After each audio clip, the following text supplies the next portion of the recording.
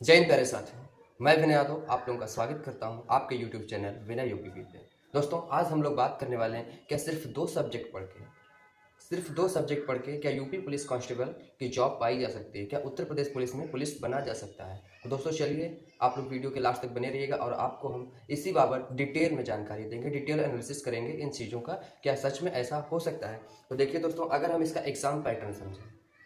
Exam pattern समझते हैं तो हमको दो तीन चीज़ें उभर कर आती हैं, सामने दिखती हैं कि सबसे पहले देखिए एग्जाम पैटर्न में हमको देखना क्या है कि यहाँ पर कितना क्वेश्चन आता है। नंबर ऑफ क्वेश्चन जो इसका है, मैं कई बार आप लोगों को बता चुका हूँ, एक बार फिर से बता रहा हूँ कि यहाँ पे टोटल 150 क्वेश्चन आते हैं। टोटल 150 क्वेश्चन आएंगे और अगर सेफ स्कोर की बात की जाए तो वैकेंसी नियर अबाउट इधर लगभग 65,000 के आसपास है। तो जो सेफ स्कोर रहेगा जनरल कैटेगरी का वो 215 से 220 नंबर रहेगा।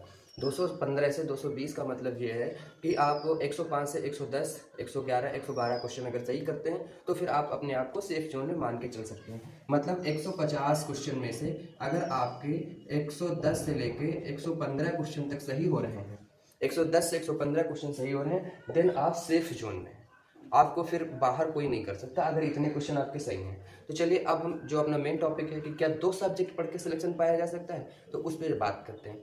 अब अगर हम इसका जो सिलेबस है, नंबर ऑफ क्वेश्चन है, वो ऐसे देखते हैं। देखिए इसमें 4 सब्जेक्ट आते हैं, जीएस, मैथ, रीजनिंग और हिंदी। 4 सब्जेक्ट रहेंगे और इन 4 सब्जेक्ट में जो जीएस के क्वेश्चन आएंगे वो आपके 38 क्वेश्चन रहेंगे। यहाँ पर आपको बेसिकली 6 सब्जेक्ट देखने को मिलेंगे। अब 6 सब्जेक्ट कौन कौन से? सबसे पहले हिस्ट्री, ज्योग्राफी, इकोनॉमिक्स, पॉलिटी, ये 4 सब्जेक्ट तो आपके मेन है, स्टैटिक्स पोर्शन है, ये तो रहेगा। एक होगा आपका करंट अफेयर और दूसरा रहेगा यूपी स्पेशल। यहाँ पर आपको 6 सब्जेक्ट टोटल देखने को मिल जाएंगे। देन ये बहुत लंबा और एक ब्रॉड प्रोसीजर हो जाता है पढ़ाई करने का, क्योंकि आप एक 38 क्वेश्चन के लिए बहुत सारी बुक्स पढ़ेंगे, बहुत ज़्यादा, क्योंकि चारों सब्जेक्ट जो हैं आपके स्टैटिक्स के, इनका एक बेहतरीन कंपाइलेशन मिल पाना मुश्किल है थोड़ा सा मार्केट में। तो आपको इसके लिए अलग अलग बुक्स पढ़नी पड़ेंगी, या तो फिर आप किसी एक बुक जैसे कि लूसेंट है उसको प्रेफर करें।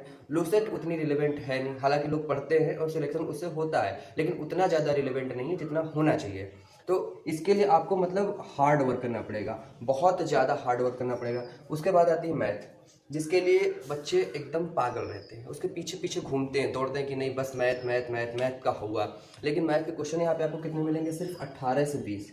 उसमें से 3 से 4 क्वेश्चन या मैक्सिमम 5 क्वेश्चन ऐसे रहेंगे जो सच में लेवल वाले रहते हैं, जिनको लगता है कि हाँ ये क्वेश्चन है।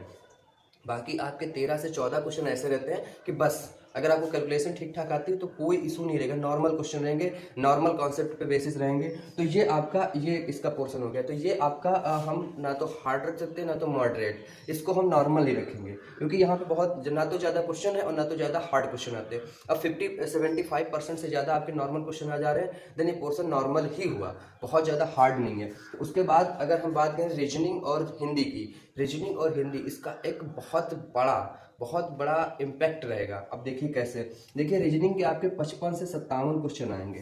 कितना? 55 से 57 क्वेश्चन आपका रीजनिंग का रहेगा और हिंदी का 37 क्वेश्चन, 37 क्वेश्चन हिंदी का। और हिंदी आप लोग जानते हैं वकैब्स आता है पूरा, जैसे कि विलोम शब्द, पर्यायवाची, ये सब सारी चीज़ें इसमें रहेंगी। और बहुत ज़्यादा अगर बहुत ज़्यादा कुछ रहता है तो थोड़ा बहुत एक दो ग्रामर से टफ क्वेश्चन डाल देंगे, बाकी कुछ नहीं। बाकी आप जान ही रहे हैं, एक अपठित गद्यांश आ जाता है 5-7 क्वेश्चन, तो उसके ही रहते एकदम नॉर्मल। अपठित गद्यांश आप लोग जानते हैं ना, एकदम नॉर्मल होता है एक पैरा और वहाँ से 5-7 क्वेश्चन बन जाते हैं। तो आपका जो हिंदी का पोर्शन है इसमें आप 37 में 35 आराम से कर सकते हैं। यहाँ पर आपको बहुत ज़्यादा एफर्ट, बहुत ज़्यादा मेहनत करने की जरूरत नहीं पड़ेगी। हिंदी के लिए हम एक स्पेशल बैच चला रहे हैं अपने इसी यूट्यूब चैनल विनय यूपीपी पे, जिसका आप प्लेलिस्ट में जाके सारा वीडियो देख सकते हैं। कुछ क्लासेस बची हुई हैं जो कि मैं 20 नवंबर के पहले कंप्लीट करवा दूंगा। उनका जो अभ्यास है वो हम अपने टेलीग्राम चैनल विनय यूपीपी पे करवा रहे हैं, तो आप लोग जाके वहाँ से भी अपना जो एक्सरसाइजेस है वो कर सकते हैं क्विज के माध्यम से। और अगर आप बात करें हम रीजनिंग की, तो देखिए रीजनिंग यहाँ पर आपका ये समझ लीजिए कि जिसका रीजनिंग तैयार उसका सिलेक्शन, क्योंकि 55 से 57 क्वेश्चन है, नियर अबाउट आपका 33 तो 35% आपका जो पेपर है, पेपर को कवर कर रहा है रीजनिंग। तो आपको यहाँ पे रीजनिंग को मजबूत करके चलना पड़ेगा। देखिए दोनों अगर चीज़ों को हम देखें, रीजनिंग और हिंदी को, तो यहाँ पे आपके 92 से 94 मतलब 92 94 क्वेश्चंस आ जाते हैं। इन दोनों सब्जेक्ट को लेकर। अब देखिए अगर हम बात करें इन दोनों सब्जेक्ट को मिलाकर, तो देखिए इन दोनों सब्जेक्ट के 90 to 94 क्वेश्चन, मतलब 92 से 94 क्वेश्चन आ जाते हैं। और यहाँ पे देखिए मैंने कट ऑफ कितना बताया, 110 से 115, 110 से 115 क्वेश्चन जिसके 100% सही होंगे, minus marking including minus marking, then वो समझ लीजिए कि एकदम वो परफेक्ट जोन में है। तो आप समझ सकते हैं 110 से 115 क्वेश्चन आपको सही करने हैं, तो 92 से 94 क्वेश्चन सिर्फ 2 सब्जेक्ट से मिल जा रहे हैं। तो क्या मेरा कहना गलत है कि सिर्फ 2 सब्जेक्ट पढ़ के सिलेक्शन पाया जा सकता है? ऑफकोर्स पाया जा सकता है। अगर आप इन 92 क्वेश्चन में से अगर 85 से 87 क्वेश्चन, 85 से 87 क्वेश्चन यहाँ से अगर आप कर देंगे, तो आपको इन 2 सब्जेक्ट से कितना क्वेश्चन चाहिए होगा? कम से कम 15-16 क्वेश्चन, 15-16 ज़्यादा से ज़्यादा 20 क्वेश्चन। तो अब बताइए, आप इन 50 से 58, 50 से 60 क्वेश्चन में से 50 से 60 क्वेश्चन में से मात्र 20 क्वेश्चन नहीं कर पाएंगे क्या? आराम से कर लेंगे। जीएस से नॉर्मल अगर आप पढ़ेंगे तो 10-12 क्वेश्चन आपका जीएस से हो जाएगा। तो देखिए अब आप लोगों की समझ में आ गया होगा कि आपको पढ़ना क्या है, सबसे ज़्यादा फोकस कहाँ करना है। मेरे हिसाब से सबसे ज़्यादा फोकस आप इन 2 सब्जेक्ट पे करिए, अपने रीजनिंग और हिंदी पे। जितना ज़्यादा आपका रीजनिंग और हिंदी मजबूत रहेगा, आप उतना ही ज़्यादा सिलेक्शन के करीब रहेंगे। अगर आप इन दोनों सब्जेक्ट में मात खा जाते हैं, देन आप सिलेक्शन से बहुत ही ज़्यादा दूरी बना लेते हैं, इतना समझ लीजिए।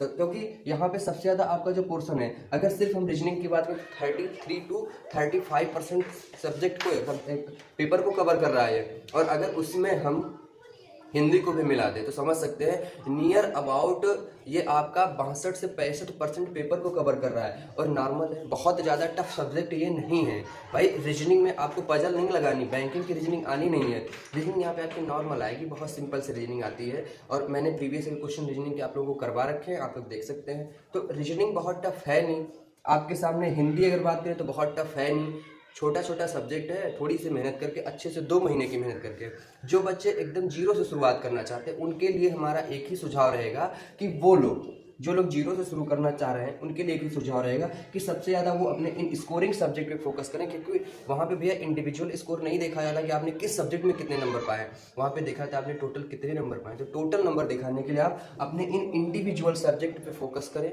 सबसे ज़्यादा अच्छे से, क्योंकि ये आपके स्कोरिंग सब्जेक्ट है। उसके बाद आप जीएस और मैथ को देखें। हम ये नहीं करें कि आप जीएस और मैथ पढ़ना बंद कर दीजिए, लेकिन आप अगर इन 2 सब्जेक्ट को 5 घंटा देते हैं तो 2 घंटा इनके लिए पढ़ लीजिए। अगर आप सोच रहे हैं कि सिर्फ 2-3 घंटा पढ़ के सिलेक्शन होगा, तो भैया पॉसिबल नहीं है। फिर तो आपके पास दूसरी दुनिया का दिमाग रहेगा, एलियन टाइप का, तो हो सकता है। वरना भाई कंपटीशन बहुत है, इतना टफ, इतना नॉर्मल कंपटीशन भी नहीं है। तो आपको देखिए ये जो 2 सब्जेक्ट है उतना ज़्यादा इन पे मेहनत नहीं करनी जितना यहाँ पे करनी, क्योंकि ये आपके स्कोरिंग सब्जेक्ट हैं, आसान सब्जेक्ट में और ज़्यादा स्कोर देंगे। तो सबसे ज़्यादा इन 2 सब्जेक्ट पे, उसके बाद इन 2 सब्जेक्ट पे फोकस करना है। और आई एम श्योर कि आप लोग का सिलेक्शन होगा 100%। लेकिन आपको काम ईमानदारी से करना पड़ेगा, मेहनत ईमानदारी से करनी पड़ेगी। ठीक है दोस्तों, तो आज की क्लास में इतना है। फिर कल किसी दूसरी क्लास में मिलेंगे किसी दूसरे सब्जेक्ट के साथ। आप लोगों को एक बार पुनः याद दिला दूं कि देखिए हमारा हिंदी का बैच जो है वो चल रहा है, आप लोग प्लेलिस्ट में जाके उसे देख सकते हैं। उसके बाद किसी दूसरे सब्जेक्ट का जैसा कि आप लोग रिकमेंड करेंगे, डिमांड करेंगे, आप लोगों को प्लेलिस्ट दे दी जाएगी तैयार करके, एक सब्जेक्ट पूरा पढ़ा करके। तो जय हिंद दोस्तों, नमस्कार।